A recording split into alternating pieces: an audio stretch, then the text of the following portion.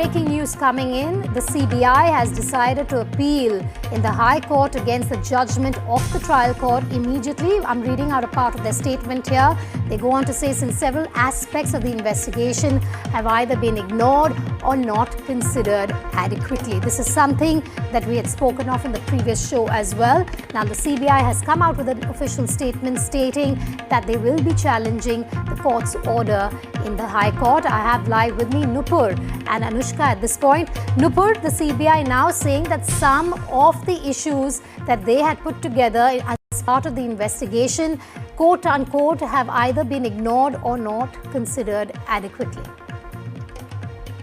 Well, Vedika, it remains to be seen that what the High Court will see of these arguments that the CBI is now raising. CBI, of course, has all the rights to approach the higher court, but what has happened today is a major blow to the entire case of Delhi liquor policy that has been built by the CBI against the Aam Aadmi Party leaders, because today's order by the Rouse Avenue Court judge has in fact recorded several lacunas. So it is, I just went through the order copy. It is more than 500 pages long copy, and each and every instance is recorded in it. Remember, there was this case of larger conspiracy on framing the new liquor policy, which had introduced the private players in the liquor policy of Delhi, and it was alleged that the Aam Aadmi Party has in fact siphoned off funds in giving benefits to these private players and contracts to these private players. Now, what is important here is that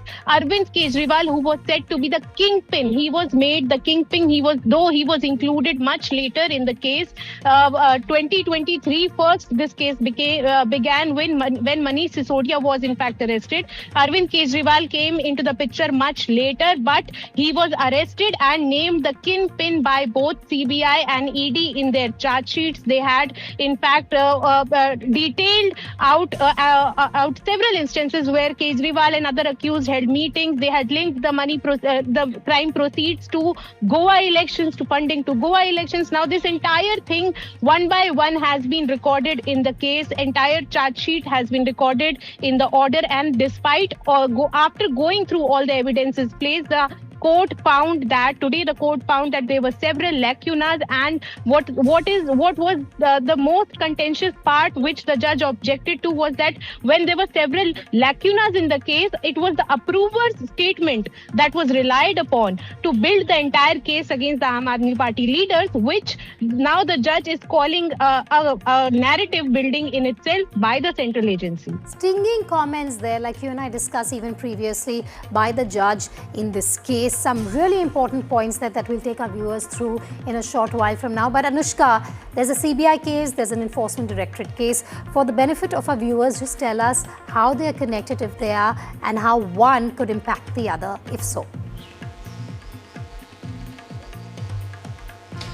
Well, that's right, Vedika. We have seen that this case was first, the FI was registered by the CBI, after which the ED had in fact taken up this case. CBI was looking after this case from the corruption angle, while the ED was looking after it from the money laundering angle. Now, this case, the whole case started when the CBI first started raiding the residence of Manish Sisodia. Afterwards, we had seen Vijay Nair, who was also one of the accused in this case, was arrested. Not just that, we have seen several of the leaders from South as well were involved in this whole case. We have seen the likes of K. Kavita, who was also named in this case when the investigation were in fact going on. Now we are seeing the CBI has in a statement said that many key parts of this whole case was not in fact considered adequately, and they will be challenging this order in front of the High Court. But yes, we have seen that in this whole case where the CBI had alleged that this whole policy was not a governance reform, but rather a policy built to siphon off people, the money of the common people, and also